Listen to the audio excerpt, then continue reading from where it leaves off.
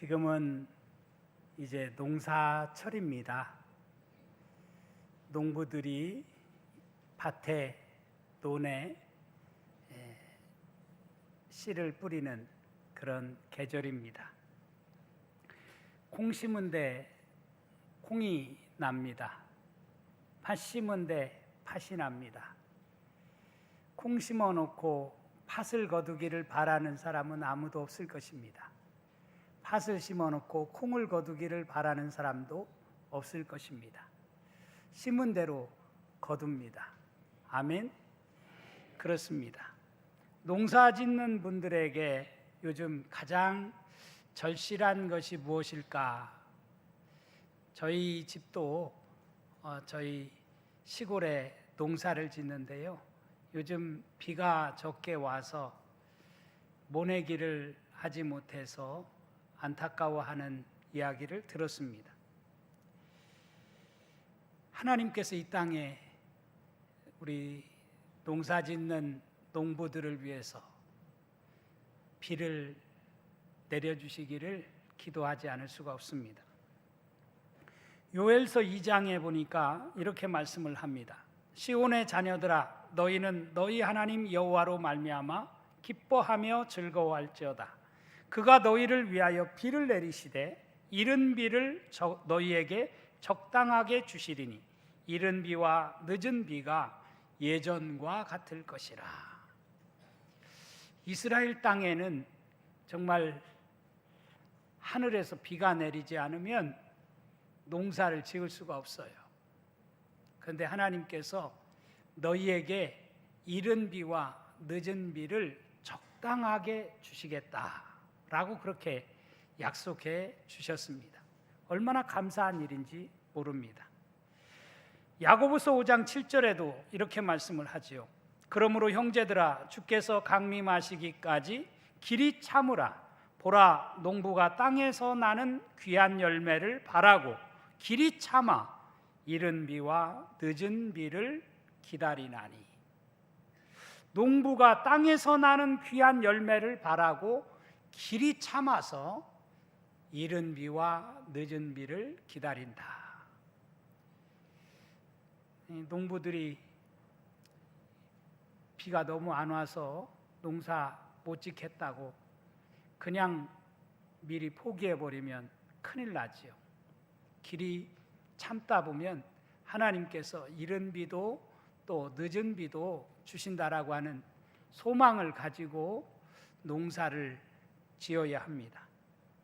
우리 농천교회 교회학교에서 가르치는 선생님들도 이런 농부의 마음을 가지고 지금 저는 교회 교육을 우리 미래의 꿈나무 세대들을 가르치고 있다고 생각합니다. 그런데 사실 농사가 그렇듯이 백년지 대계인 교육이, 교회 교육이 예전과는 많이 다르다라고 하는 것을 느끼게 됩니다. 앞에서 말씀드린 것처럼 비만 적당하게 내린다고 해서 되는 일이 아닙니다.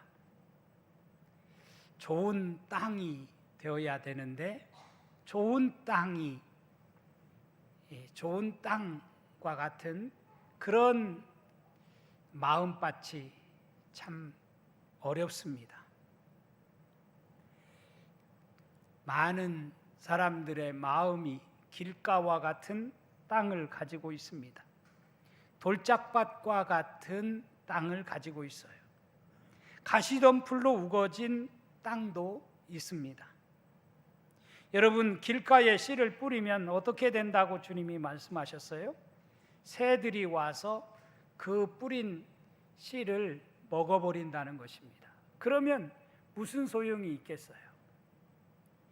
또 돌짝밭에 떨어진 씨는 어떻게 됩니까? 흙이 깊지 아니하기 때문에 금방 말라버린다라고 말씀을 하고 있어요.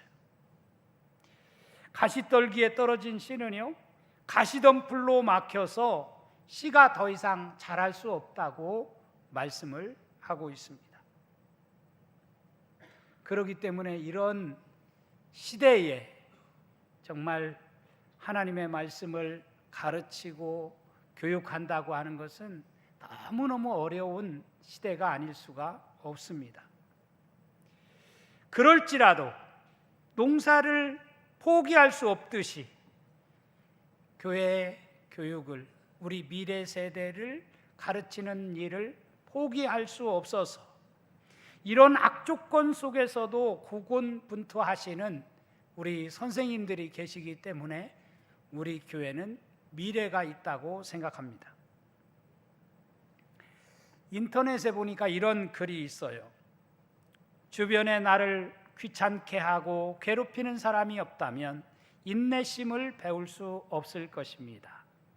나를 성가시게 하는 사람들, 나에게 도움이 되지 않고 해로운 행동을 하는 사람들, 나를 아프게 하는 사람들은 원한의 대상이 아니라 감사를 보내야 할 대상입니다. 이런 사람들은 영적인 근육을 강하게 만들어주는 사람들이며 이해와 인내를 훈련할 기회를 주는 스승입니다.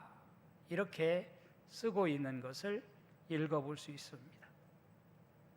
저는 이 글을 보면서 오늘 참 목사로서 교회에서 가르치는 사명을 맡은 자로서 많은 공감을 가졌습니다. 목회를 하다 보니까 다양한 사람들을 만나게 돼요. 아마 교회 학교에서 가르치는 우리 선생님들도 그럴 것입니다. 그러니까 이 시대에 선생이 된다고 하는 것이 결코 쉽지만은 않다고 생각합니다. 야고보 사도는 이렇게 권면했습니다. 내 형제들아, 너희는 선생된 우리가 더 큰 심판을 받을 줄 알고 선생이 많이 되지 말라. 선생된 우리가 더 큰 심판을 받을 줄 알고 선생이 많이 되지 말라. 요즘 선생 하려고 하는 사람이 많지 않아요.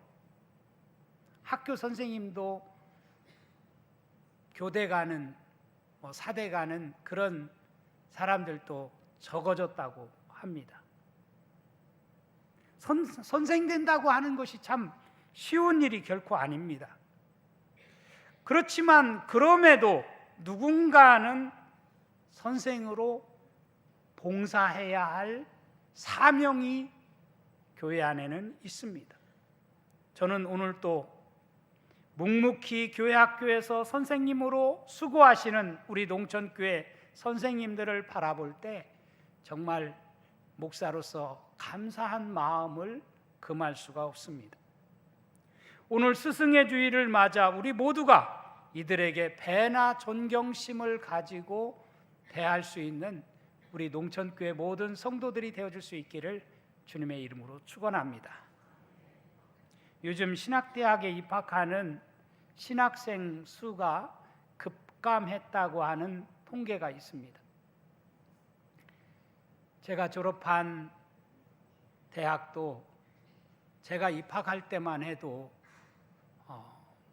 해마다 100여 명 정도가 신학교에 입학을 했습니다.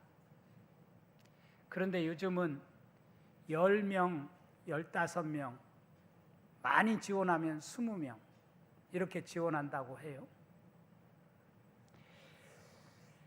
앞으로 얼마 지나지 않으면 한국 교회에 목회자가 없는 교회들이 많아질 것이라고 전망이 됩니다. 교인 수도 줄어들지만 그보다 더 심각한 사실은 교회를 이끌어갈 교역자가, 목회자가 줄어든다고 하는, 없어진다라고 하는 사실이 참 마음이 아픕니다. 요즘 많은 교회가 교육전도사를 못 구합니다. 물론 아이들이 없는 것도 문제지만 아이들이 있다 손치더라도 그들을 지도할 교역자가, 교육전도사가 없다는 사실이 우리 한국교회의 큰 아픔입니다. 참 감사하게도 우리 농천교회는 아이들도 많지만 또 그들을 지도하는 교회학교 교사, 총무, 교육전도사, 교육목사님이 계셔서 얼마나 다행이고 감사한 일인지 모릅니다. 다른 교회들이 부러워하는 우리 교회의 모습입니다. 여러분, 이런 사실을 생각하면서 오늘 하루만이라도 우리 교회 학교에서 열심히 봉사하시는 교역자들과 선생님들에게 감사하는 우리 농촌의 모든 성도들이 되어줄 수 있기를 간절히 바랍니다. 학교 선생님도 못해 먹겠다고 하는 현실 아닙니까?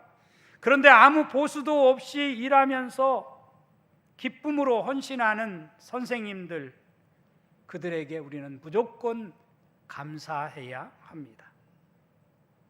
어떤 분들은 그렇게 생각할지 모릅니다. AI 시대인데 선생님 못 구하면 로봇을 세워가지고 말씀을 가르치게 하면 되지 뭐. AI 시대인데. 안 그래도 어제 불교 초파일 연등 행사를 하는데 이렇게 스님들이 이렇게 행진을 하는데 로봇 스님들이 등장을 했더라고요. 참, 앞으로 목사도 이제 부족하면 이 강단에 로봇을 세워놓고 로봇이 설교하는 설교를 들어야 될지 몰라요. 설교는 저보다 더 잘할지도 모릅니다. 그런데 여러분, 그게 진정한 설교일까요? 마태복음 28장에 보면 주님께서 지상 명령으로 부탁하신 말씀이 있습니다. 그러므로 너희는 가서 모든 민족을 제자로 삼아 아버지와 아들과 성령의 이름으로 세례를 베풀라고 말씀을 하셨습니다. 우리는 모든 민족을 제자로 삼아야 합니다. 제자로 삼아야 돼. 학생은 많은데 제자가 없다고 하지 않아요? 교회가, 우리 농촌교회 교회학교가 정말 제자로 삼는 그런 교회학교가 되어줄 수 있기를 바랍니다. 잠언 22장 6절에 보면 마땅히 행할 길을 아이에게 가르치라. 그리하면 늙어도 그것을 떠나지 아니하리라 라고 말씀을 하고 있어요.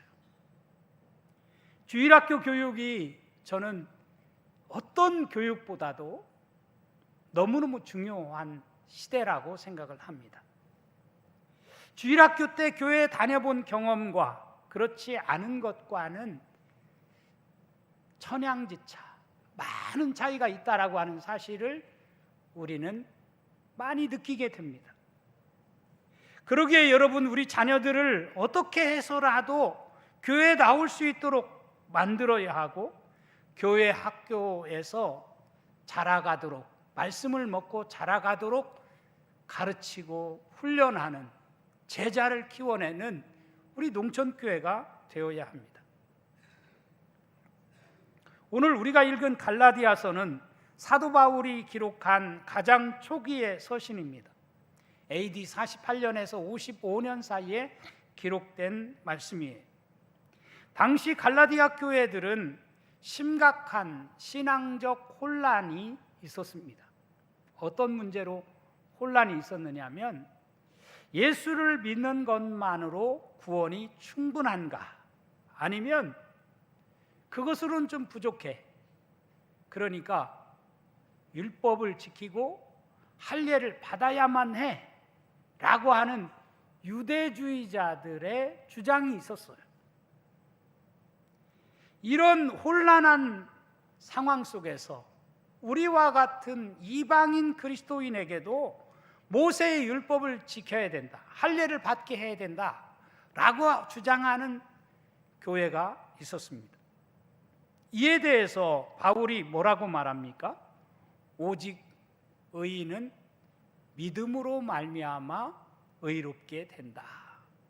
이신칭의라는 그런 가르침을 갈라디아서 1장부터 4장까지 이어지는 말씀 속에서 가르치고 있는 것을 읽어볼 수 있습니다. 그리고 갈라디아서 후반부인 5장과 6장에 걸쳐서 말씀하고 있는 내용은 실제적인 교회 공동체의 윤리를 말하고 있습니다. 즉 성령 안에서 사는 삶, 공동체적 책임, 서로 짐을 지는 삶, 선행과 나눔, 이런 프락시스, 이런 삶을 이야기하고 있는 것을 읽어볼 수 있습니다. 그런 의미에서 오늘 우리가 읽은 갈라디아서 6장 6절에서 9절의 말씀은 이런 공동체 윤리의 아주 중요한 핵심을 말하고 있는 대단히 중요한 가르침이에요.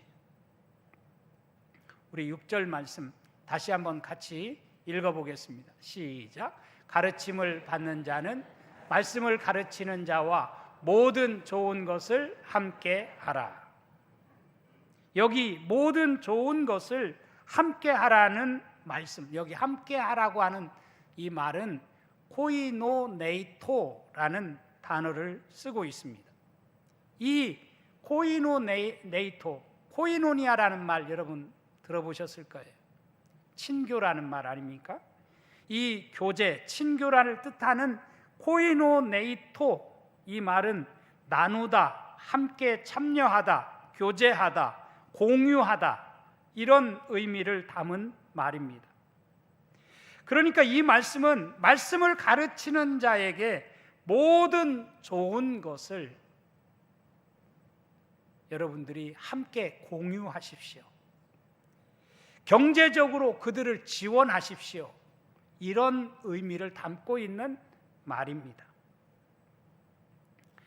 고린도전서 9장에도 보면 이렇게 말씀을 합니다. 바울이 누가 자기 비용으로 군 복무를 하겠느냐? 누가 포도를 심고 그 열매를 먹지 않겠느냐?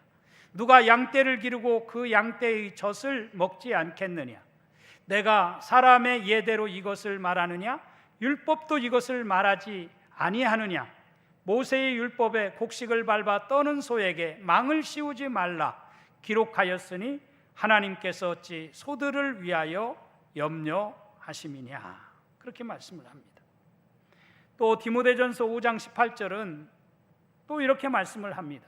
성경에 일러스되 곡식을 밟아 떠는 소의 입에 망을 씌우지 말라 하였고 또 일꾼이 그 삭슬 받는 것은 마땅하다 하였느니라.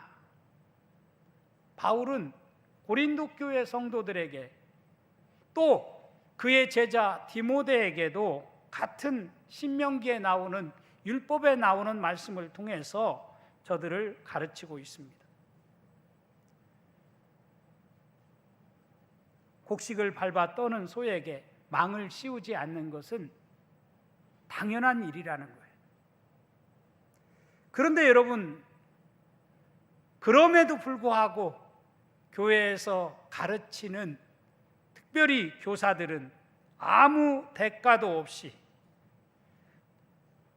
이름도 없이 빚도 없이 우리 자녀들을 정말 사랑하고 그들을 위해서 기도하고 헌신하는데 그들의 수고를 우리 농천교회가 이 1년에 단 한 주 스승의 주일만이라도 그들에게 감사하는 마음을 가지고 표할 줄 아는 그런 교회가 되는 것이 우리의 사명이고 마땅한 일이라고 저는 생각합니다. 그런 말이 있어요. 표현되지 않는 사랑은 사랑이 아니다. 저도 사랑을 잘 표현 못하는 것 같아요. 마음에는 있는데 그것을 표현을 잘 못해요. 말로 표현하고 또 물질로 표현하고 무엇인가 표현하는 것이 참 중요한데 때로는 마음속에는 그러지 않는데 그것을 말로 표현하지를 못해요. 물질로 표현하지 못해요. 여러분, 표현되지 않는 사랑은 사랑이 아니라고 그래요. 여러분의 마음에 있는 사랑을 표할 수 있는, 말로 표현하고 어떤 모양으로든 표현할 수 있는 그런 우리 농천교회 모든 성도들이 되어줄 수 있기를 주님의 이름으로 축원합니다.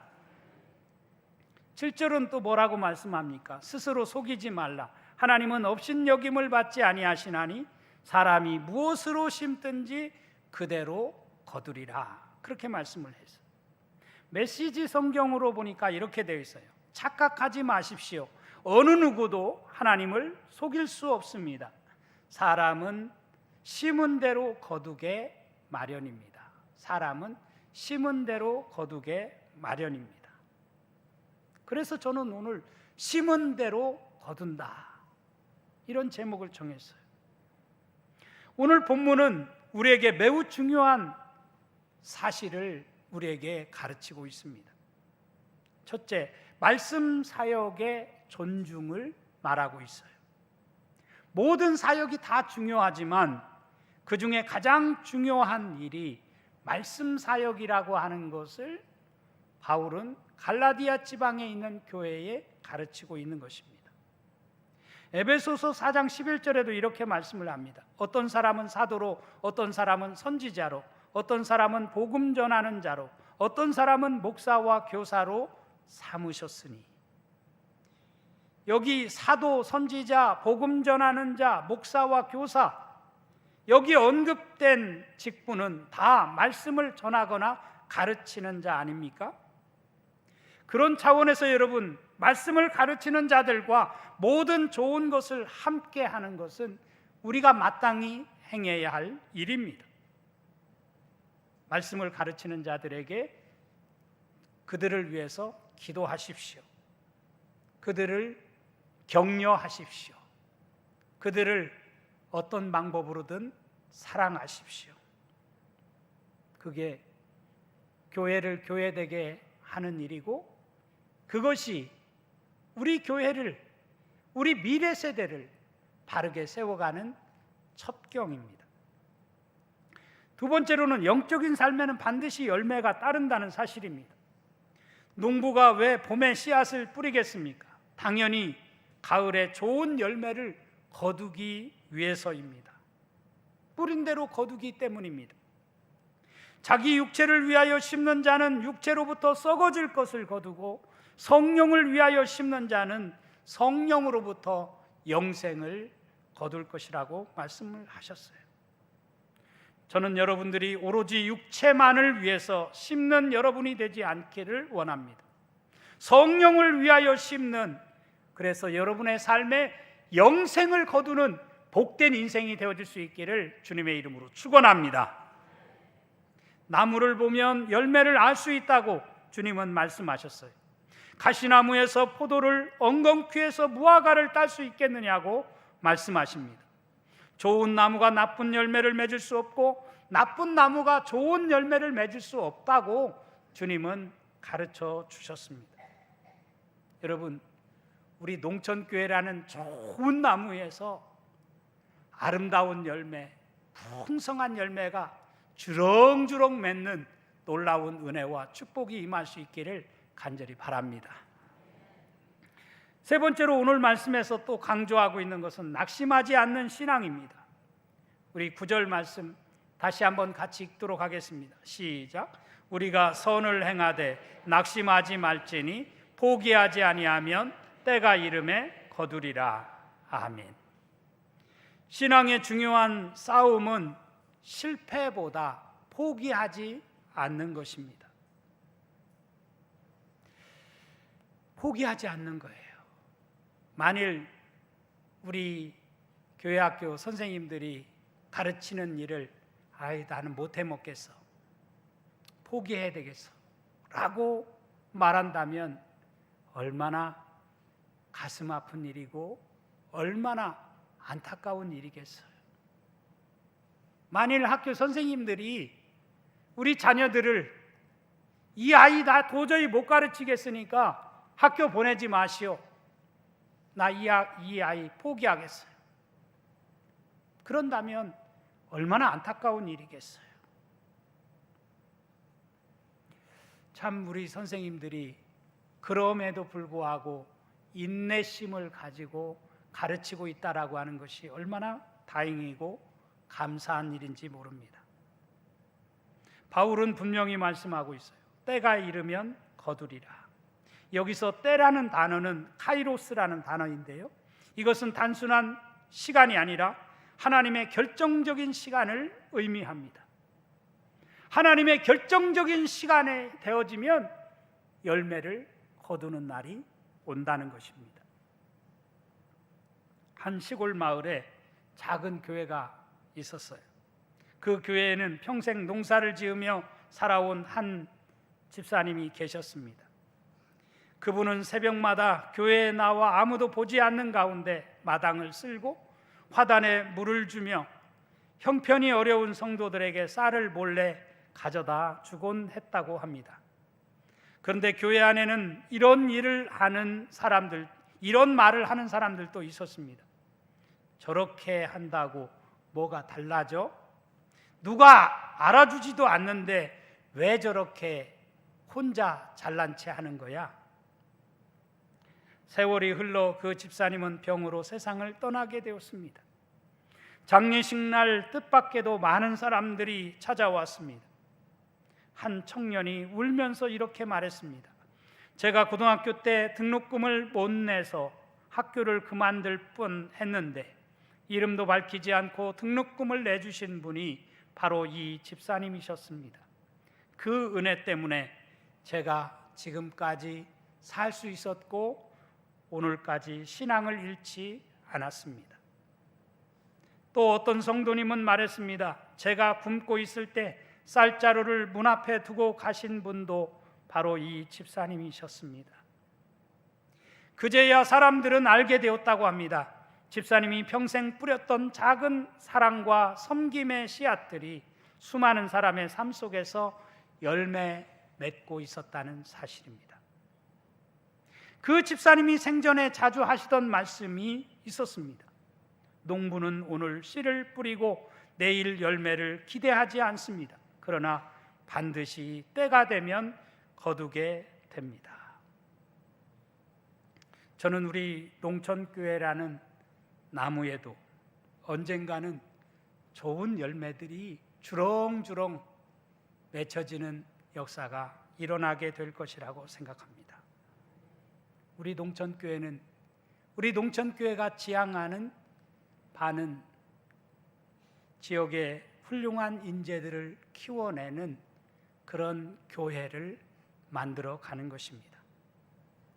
그러려면 좋은 사역자, 좋은 교사들도 있어야 하겠지만 좋은 사역자, 좋은 교사들을 위해서 격려하고 기도하고 함께 응원해 주는 사람들이 반드시 필요합니다.